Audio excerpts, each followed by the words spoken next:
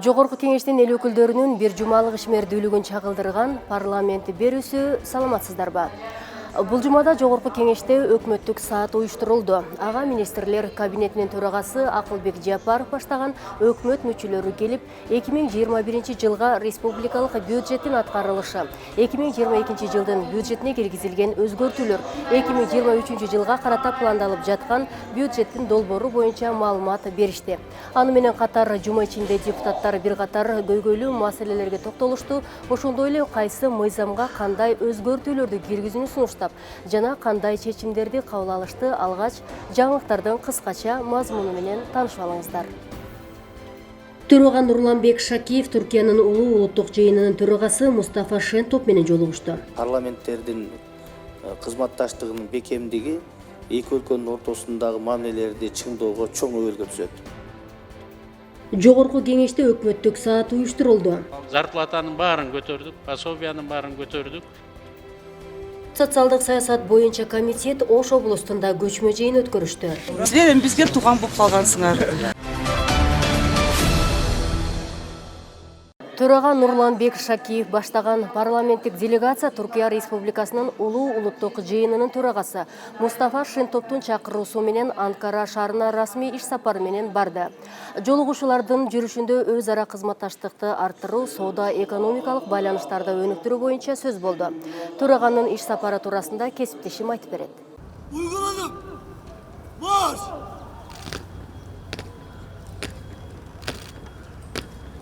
Жогорку кеңештин төрагасы Нурланбек Шакиевдин Түркия Республикасындагы расмий иш сапары Мустафа Кемел Ататүрктүн күмбөзүнө гүл чамбар коюу менен башталды.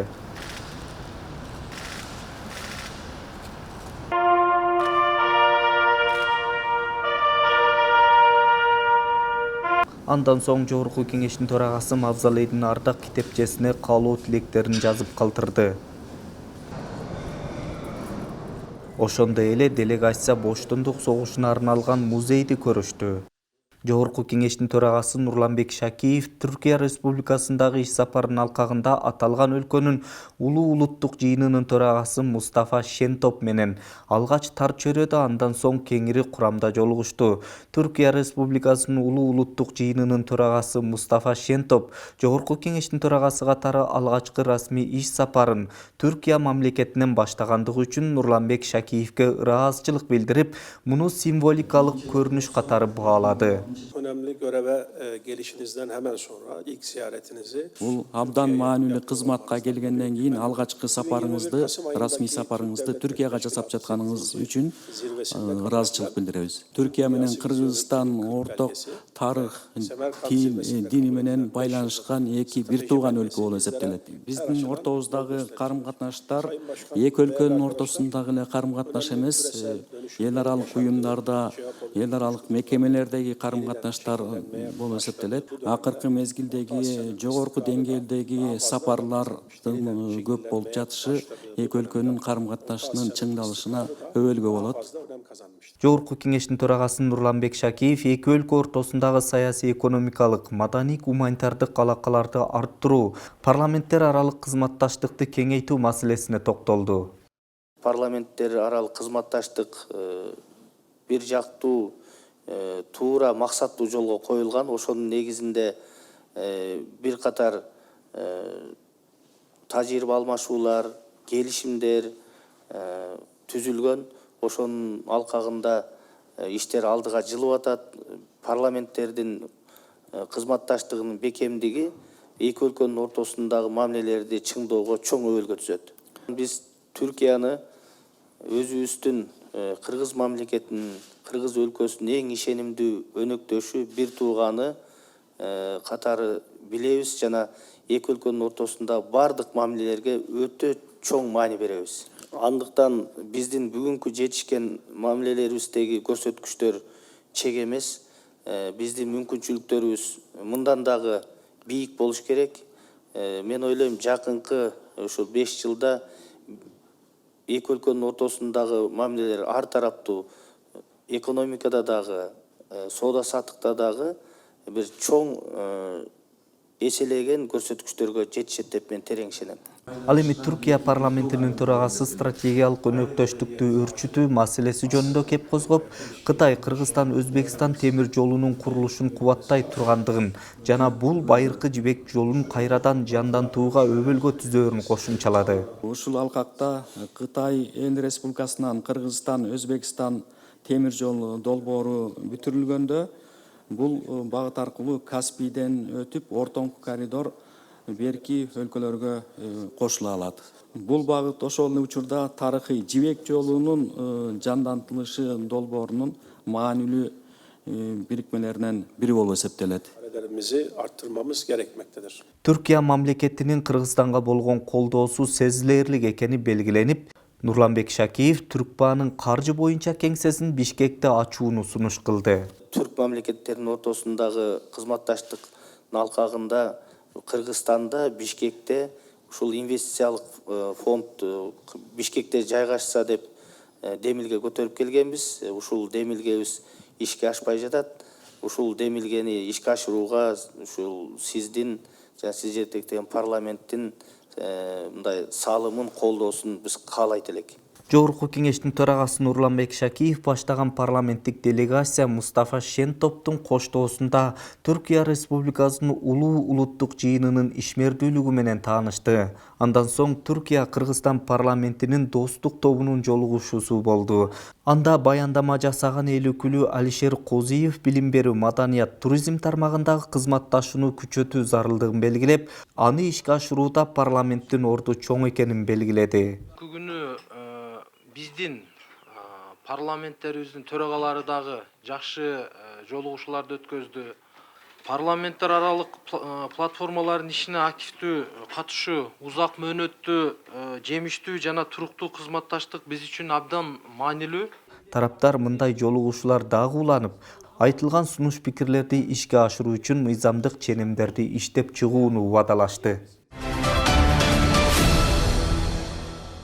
Төрага Нурланбек Шакиев баштаган депутаттар биринчи элдик курултайга катышты. Иш-чарада сөз сүйлөгөн төрага Нурланбек Шакиев курултайдын макамы баш мыйзамда белгиленгенин билдирип, ааламдашкан доордо 7 миллион калкыбыздын мындан аркы тагдыры орду дүйнөлүк чакырыктардагы кыргыз элинин үнү кандай болорун кеп кылганыбыз туура деди. Муну менен катар жогорку кеңеш жакынкы аралыкта конституцияга ылайык курултайдын макамына байланышкан мыйзам долбоорун карай тургандыгын эске салды. Андан тышкары өлкөдө жасалышы керек болгон реформаларга токтолуп, анын ичинен билим берүү тармагын жаңылоо башкы максат экенин кошумчалады. Муну менен катар мамлекеттик тил маселесине да көңүл буруу керектигин айткан Нурланбек Шакиев сөздөн ишке өтчү мезгил келди. Ар бир кыргыз жарана кыргыз тилин билиши керек деди. Жана өлкөдөгү жер, суу аталыштарын кыргызчалоо зарылчылыгын белгиледи. Ошону менен биргеле төрага улуттук идеология маселесине да токтолду. Биз айтып келебиз, бизде идеология жок. Идеология аксап атат деп анткен менен бизде идеология бар. Мына ушул жерде отурган бүгүнкү жыйын дагы чоң идеология. Бирок маселе башкада. Идеология бул асмандагы ай эмес, жердеги алтын эмес. Бул ар бир кыргыз жаранын жүрөгүндө жашаган мекенди сүйүү, мекенчилдик сезим. Мына эң негизги идеология ушул болуш керек. Жогорку кеңештин төрагасынын орун басары Нурбек Сыдыгалиев ушул жумада туура 80 жашка толуп олтурган социалисттик эмгектин баатыры Сатинат Кулматовага куттуктоо катын жолдогон. Куттуктоо жөрөлгөсүн вице-спикердин атынан жогорку кеңештин аппарат жетекчиси Алишев Шабданбек аткарып, Сатина Кулматовага картина кошуп гүл тапшырды. Кезегинде Сатина Кулматова жогорку советтин бир канча жолку чакырылышына депутат болгон. Талыкпас мээнеттен тапкан урмат-сый Сатина апага дагы деле дем күч берип, күйлүү күчтүү баскан турганы тың. Эл бар үчүн эмгегибиз бааланып отурат. Эл журтума чексиз ыраазымын, деди Сатина Кулматова. Жогорку кеңештин бюджеттик экономикалык жана фискалдык саясат боюнча комитети 2022 жылга республикалык бюджетти жана 2023-24 жылдарга болжолдуу жөнүндөгү мыйзамга киргизилип жаткан өзгөртүүлөрдү кеңейтилген жыйында талкуулап колдоду. Муну менен катар 2023-2024-25 жылдарга пландык мезгили жөнүндөгү мыйзам долбоорун да жактырды. Жыйынга Акылбек Жапаров баштаган министрлер кабинетинин тиешелүү жетекчилери катышышты. Өлкөнүн келечеги мамлекеттик казынанын кирешеси, бюджеттеги таңкыстыкка эл шайлаган депутаттар кайдыгер эмес. Андыктан өткөн учурдагы келерки жылда бюджеттин аткарылышы болжолу тууралуу эки мыйзам долбоорун чогуу карап, Акылбек Жапаров баштаган министрлер кабинетинин тиешелүү жетекчилерин чакырып, мыйзам долбоорлорундагы өзгөртүүлөр боюнча маалымат алышты. Биз бюджетте алган милдеттемебиздин баарын жабабыз. Пенсия, пособие, зарплата. Министрлер кабинетинин башчысы Акылбек Жапаровдун ырастоосунда 2022 жылы 404 миллиард сом өлчөмүндөгү консолидацияланган бюджетти ашыгы менен аткаруу пландалган. Алсак, республикалык бюджеттин жалпы кирешелери мамлекеттик инвестициялык гранттарды эске алуу менен 2023 жылы 322 миллиард 766 миллион сом суммасында каралган. Ал эми 2024 жылы 389 миллиард 211 миллион сомду, 2025 жылы 443 миллиард 829 миллион сомду түзөрү болжолдонууда. Андан тышкары 2023 жылга республикалык бюджеттин чыгашаларынын жалпы көлөмү 344 миллиард 29 миллион сом белгиленсе, 2024 жылга 375 миллиард 807 миллион сом, 2025 жылы 420 миллиард 310 миллион сом болору күтүлүүдө. Тагыраагы 2023 жылы республикалык бюджеттин тартыштыгы 21 миллиард 263 миллион сомду түзөрү айтылды. Зарплатанын баарын көтөрдүк, пособиянын баарын көтөрдүк, өзүбүздүн бөлөк кете турган чыгымдарыбыздын баарын жаптык. Бул биринчи жолу салык системасы менен, кирешебиз менен чыгашабызды жаап бүттүк да. Талкуу маалында депутат Дастан Бекешев Кыргыз почтасынын кызматкерлеринин айлыгы 6000 сомдун тегерегинде экенин белгилеп, көтөрүү маселесине токтолду. Муну менен катар мугалимдердин маянасы сентябрь айындагы кайра эсептөөнүн жыйынтыгы менен алардын айлыгы азайганын жүйө келтирди. Мне вот учителя привели пример. Если учитель получал раньше 21 тысячу сомов, в апреле, в мае учителя начали получать по 36, по 37 тысяч сомов. И это действительно подняло настроение. Отпускные хорошие получили. Никто им информацию не дал. И в сентябре те учителя, которые 37-36 тысяч получили, они уже в сентябре получили 24 тысячи сомов. Депутат Талайбек Сарыбашев Баткен облусундагы чек ара жаңжалында жабыркагандар үчүн турак жайларды куруу жана жарандарга сууда берүү керектигин көтөрдү. Быйыл канча жаранга биз ушу сууда берилди да, азыр зайым болуп өзгөрдү да. Сиздин бизде общий Барпы айыл өкмөтүндө Сузак районунда Барпы айылында суу каптаган. Ошондо биз 1 миллион сомдон бергенбиз. Эл өкүлү 2022 жылы Бишкекте 15 мектеп курулганын эске салып, 2023 жылы бала бакчаларды көбөйтүүнү сунуштайт. Эстафетаны дейбизби, салтты улантып балдар бакчага өтүшүбүз керек болуп атат да. Айрыкча жаңы конуштарга. Депутат Айбек Алтынбеков 2023 жылы жаңы жумуш орундарын түзүү, ири ишкана, заводдорду ачуу планда барбы деп кызыкты. Ушул 23, 24, 25 жылдары завод, фабрика, жеңил жана оор өнөр жай жана миңдеген же жүздөгөн адам жарандары иш менен камсыз болот деген баяндамадан уга албадым да. Өкмөттүн гана жардамы менен быйыл 80 ишканага жардам бердик. Түздөн түз финансы жагынан анын продукциясын сыртка чыгаруу тууралуу жана өзүнүн программасын түзүп, ошол фонддор аркылуу 80 гана ишканага жардам бердик. Ошондой эле депутат Жаныбек Абиров салыктык кирешелер жана Бишкек шаарынын бюджетине тиешелүү суроолорду узатты. Могу 3 миллиардты целевой трансферт кылып берсеңер жакшы болот эле. Себеби эгерде болбой калса, анда шаардын өнүгүү бюджети жок болбой калат да. Акылбек Сумбекович. Көрөлү, шаардын бюджети менен отдельно отурууга мен даярмын. Эгерде зарплатадан проблемалары боло турган болсо, трансферт берип колдоого дагы даярбыз. Бирок өзлөрү да иштеш керек. Депутат Талайбек Масабиров спорт тармагында иш-чараларды өз убагында каржылоо керектигин белгилейт. Şu sportun жылдын аягына чейин bir 10 миллиондун тегерегинде акча каражат бар экен, Акылбек Сөнбекович. Ошо Данияр Мекич.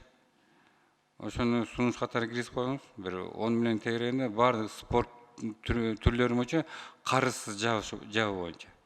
Ал эми депутат Марлен Маматалиев 2023 жылга импорттун жана экспорттун көлөмүнүн болжолу боюнча маселени тактап, Түркменстан Кытай магистралдык газ түтүгүнүн курулушунун абалы тууралуу сурады.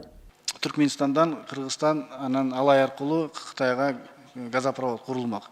Жерлерин баарын сатып алмак. Ошол жерден жылына 17 миллиондон 50 миллион сомго чейин транзиттен алат элек да. ошол эмне болду, ошону бир сурап көрөйүн дедим эле Акылбек. Кытайга кете турган газопровод боюнча азыр жумуш токтоп турат. Анткени ал Кытай менен Туркменистандын ортосундагы газ тууралуу маселеси жана тарифтери чечиле элек. Эл өкүлү Камила Талиева аймактардагы социалдык маселелерге токтолуп, акимдер менен президенттин аймактардагы өкүлдөрүнүн ишине өзгөчө көңүл бурду. Ошондой эле узак мөөнөттүү социалдык объектилердин курулушун бүтүрүү мезгил талабы. Ош, Баткен, Жалал Абад облустарынын жалпы эли ушул бир жападан жалгыз музыкалык окуу жайга келип окуйт. Бүгүнкү күнү 185 окуучу жатаканада окушуп атат. Бул күйүп кеткен, өзүңүз билесиз. Ошол курулуш 19-жылы башталган боюнча котлованы казылып токтоп турат да. Бул түштүктө ошол жалгыз окуу жай. Бул өтө маани бере турган. Ошол мына министрлер ошодон бери мына бир да жолу ушул маселени көтөрбөйсүңөр. Эмнеге 23-тө ошону киргизгиле? Акылбек Сөмөч, бул өтө маанилүү маселе. Жанагы адресин айтайын, Анкара Виноградный көчөсүндөгү маданият кызматкерлерине салынган 4 үй. Буга дагы жалпы сметасы булар 3-этажына келип токтоп калыптыр. 5 жылдан бери каралбай эми урап атат азыр бүгүнкү күнү. Талкуудан соң сунуш пикирлерди эске алуу менен мыйзам долбоорлору жактырылды. Парламент ички соода жөнүндө мыйзамына укук бузуулар жөнүндөгү кодексине киргизилип жаткан өзгөртүүлөрдү биринчи окууда жактырды. Демилгечи депутат Гүлшаркан Култаеванын айтымында, мыйзам долбоорунун максаты Кыргызстанда ички сооданы өнүктүрүү, азык-түлүк жактан көз карандысыздыгын бекемдөө, алардын коопсуздугун жана акыйкат атандаштык чөйрөсүн камсыз кылууга багытталууда. Азыркы тапта коомдун талабына учурдагы агымга жараша атамекендик өндүрүшчүлөрдүн чыгарган продукциялары сапаты жагынан мыкты чыгууда. Бирок соода тармактары сунуштаган келишимдер атамекендик өндүрүшчүлөр үчүн өтө оор жана катаал болууда. Ушуга байланыштуу бир катар мыйзамдарга өзгөртүүлөр киргизилген. Анда ички сооданы жөнгө салууга шарттар түзүлмөкчү. Азык-түлүк өндүргөн ишкерлерди, өндүрүшчүлөрдү жана жаңыдан ачылып жаткан атамекендик компанияларды колдоо саясаты сөзсүз керек деп ойлойбуз. Азык-түлүк товарларын колдон колго өткөрүп, баасын кымбаттатпай туруктуу кармоо дагы каралууда. Мындан тышкары мыйзам долбоору менен азык-түлүк товарларын өткөрүү боюнча кызмат деген түшүнүктү киргизүү каралган. Талкууда депутат Мейкимбек Абдалиев мыйзам долбоорун колдоп, сунушталып жаткан чаралар улуттук азык-түлүк коопсуздугун камсыздоого, атамекендик азык-түлүк продукциясын туруктуу өндүрүүгө көмөк көрсөтөөрүн айтты.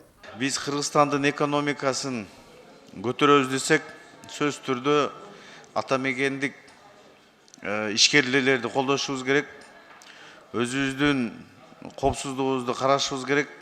Ошол себептүү мен сиздерден суранып кетем. Мен как соавтор катары дагы ушул долбоорду колдоп берсеңиздер.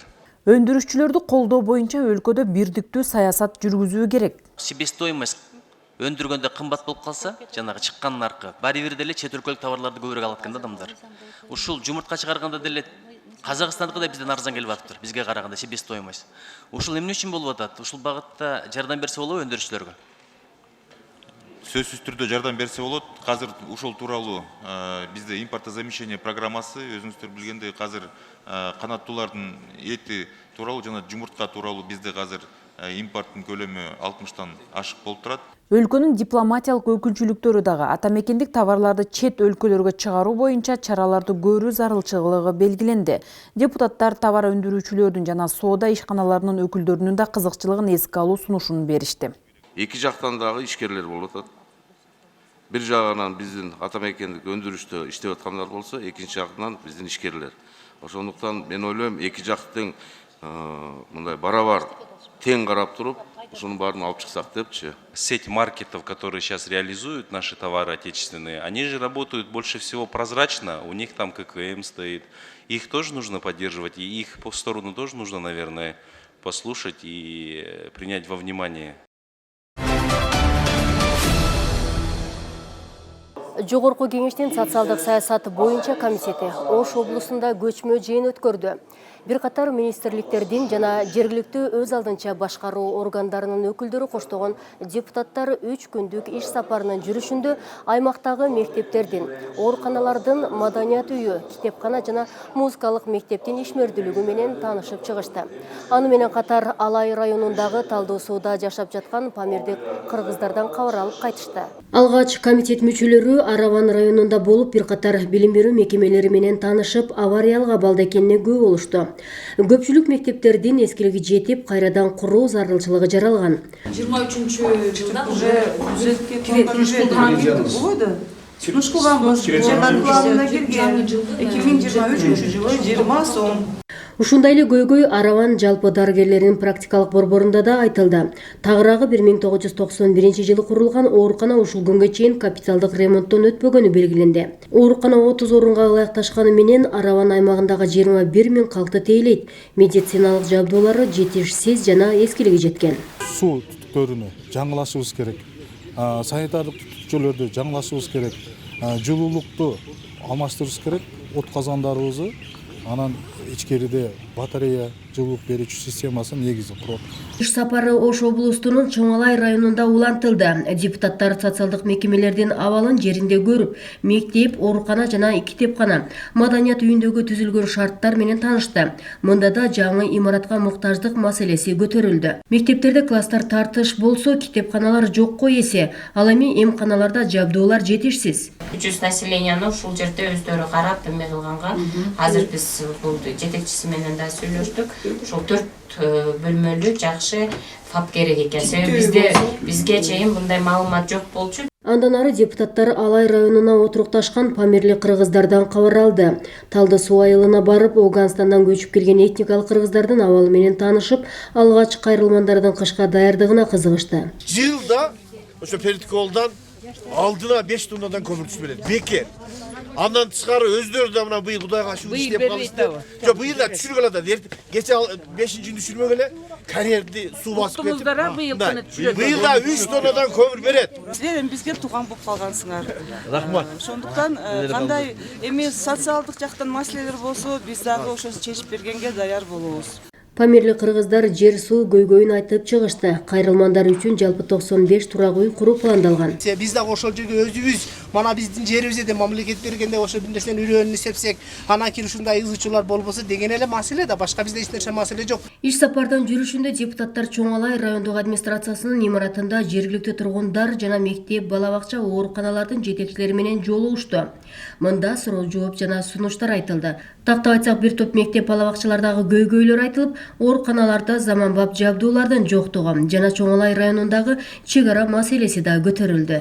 Ушу бизге районго чек ара статусуну беришти маселесин коюшубуз керек болуп атат. Биз чек ара статусу боюнча мен жогорку кеңештин отурумунда атайын кайрылып, протоколдук тапшырма берип, өкмөттөн жеткирип, бийлик тактарына, мамлекеттик жетекчилердин баарына кат жүзүндө да жеткирип туруп, анан аткарылышын көзөмөлдөп берем. Себеби Чоңалай районун чек ара район кылганга негиз бар.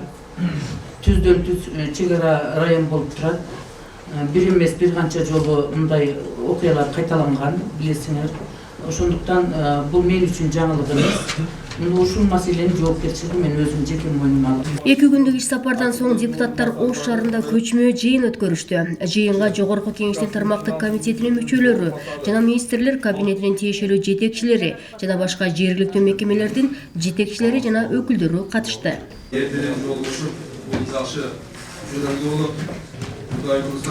Мында социалдык саясат комитетинин төрайымы Венера Райымбатчаева 2 күн бою Ош облусундагы айрым райондорду кыдырып келишкенин айтып, Ош облусу менен Ош шаарындагы маселелерди талкуулап, көйгөйлөрдү чечүүнүн жолдорун чогуу карап чыгууну белгиледи. Ал эми депутат Надира Нарматова 2 күндүк кыдырууда күбө болгон социалдык объектилер боюнча сөз кылып, барган сайын элдин саны өсүп, мектеп, бала бакча тартыштыгы жаралып жатканын белгиледи. Балдардын өзгөчө балдардын китепканасы, чоңдордун китепканасы ар жерде чачылып, көрүнгөн жерде жармашып киргизип коюшуптур. Бул деген өтө оор маселе. Жыйындын жүрүшүндө да депутат Айда Изатбек кызы бир катар орчундуу көйгөйлөргө токтолуп, муну менен катар Алай районуна жайгаштырылган памирлик кыргыздарды колдоого жана жалпы эле билим берүү сапатына көңүл бурууга чакырды. Уважаемый министр Айым, Вчера мы вместе с вами съездили в Чоңалай, ознакомились с учениками, памирскими учениками. И что очень сильно разочаровало, это уровень образования детей. Да? Элементарно вчера ученики 9 класса не смогли ответить на элементарный вопрос. Сколько будет 2 умножить на 9? Они долго гадали, то 12, то 16, то 18. И в итоге это говорит о том, что уровень образования в Чоңалайском районе очень слабый. Жыйында жалпысынан билим берүү, миграция, маданият тармагынын айланасындагы бир катар маселелер айтылды. Белгилеп кетсек, 3 күндүк иш сапарга социалдык саясат боюнча комиссиянын мүчөлөрү Венера Райымбатчаева, Айда Исатбек кызы, Айгүл Айдарова жана Назира Нарматова барып катышып келишти. Жогорку кеңештин төрагасынын орун басары Нурбек Сыдыгалиев, депутат Шайлообек Атазов бокс боюнча Азия чемпионатында коло медальга ээ болгон спортчулар Адылбек уулу Эркин, Санжар Сейдахматов, Бекжигит уулу Өмүрбек менен жолугушту. Депутат Шайлообек Атазов жакында Иорданияда бокс боюнча Азия чемпионаты өткөнүн эске салып, анда 4 кыргызстандык спортчу коло медаль утканын белгиледи. Жеңүүчүлөрдү куттуктаган төраганын орун басары Нурбек Сыдыгалиев Кыргызстандын желеги мамлекет башчысынын катышуусундагы расмий иш-чараларда жана спортчулардын жеңишинин урматына гана көтөрүлөрүн кошумчалады. Муну менен катары Нурбек Сыдыгалиев Улуттук бокс федерациясынын аткаруучу директору Орузбек Евгачевке жана бокс боюнча Азия чемпионатынын коло байгесинин жеңүүчүлөрүнө жогорку кеңештин атынан ыраазычылык каттарды тапшырып, ийгиликтерди каалады. Биздин боксчуларыбыз Иордания мамлекетинде Азия чемпионатында байгелүү орундарды алып келишкен. 4 боксчубуз. Ошол мушкерлерибизди биздин Улуттук бокс федерациясынын директору Ороз Евгачев агайыбыз алып келди. Биз бүгүнкү күндө жогорку кеңештин ыраазычылык каттары менен жана сыйлыктар менен сыйладык. Келечекте 23-жылы Париж Олимпиадасына лицензия утуу боюнча ниеттерибизди айттык. Жигиттерге ийгилик кааладык. Кудай буйрса, кыргыз боксчулары Франция Олимпиадасында лицензия утуп жана желегибизди көтөрүп, даңкыбызды чыгарат деген тилегибиз бар.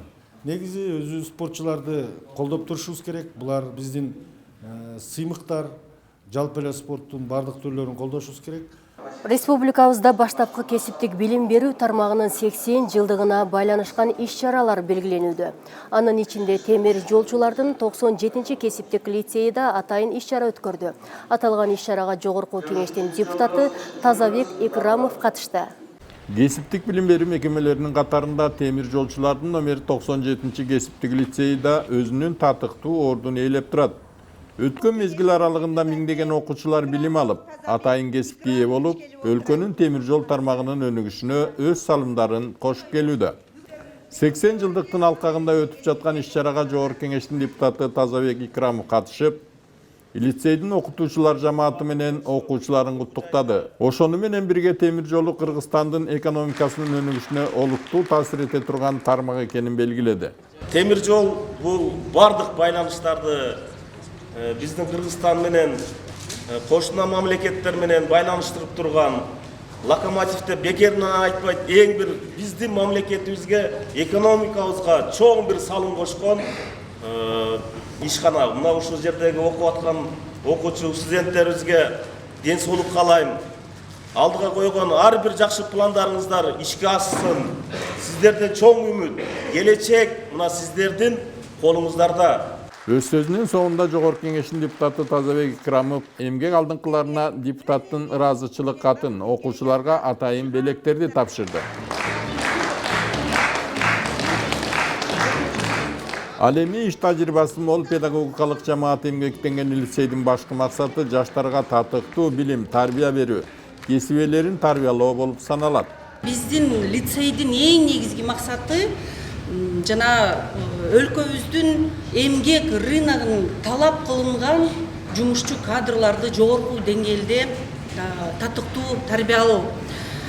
Жана учурдан пайдаланып, биздин ушу лицейдин администрациясынын атынан биздин келген конокторго чоң ыраазычылык билдиребиз.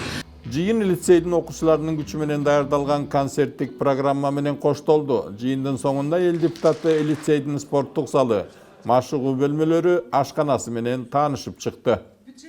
Көрсөтүү жогорку кеңештин коомчулук жана жалпыга маалымдоо каражаттары менен иштөө бөлүмү тарабынан даярдалып, аны мен Миргүл Эшбаева алып бардым. Ушул жана башка жаңылыктар мыйзам долбоорлору биздин кеңешкейчи сайтыбызда жайгаштырылган. Ал эми жогорку кеңештин YouTube баракчасынан жыйындарыбызды онлайн көрсөңүздөр болот. Кайрадан эфир аркылуу амандашканча саламатта калыңыздар.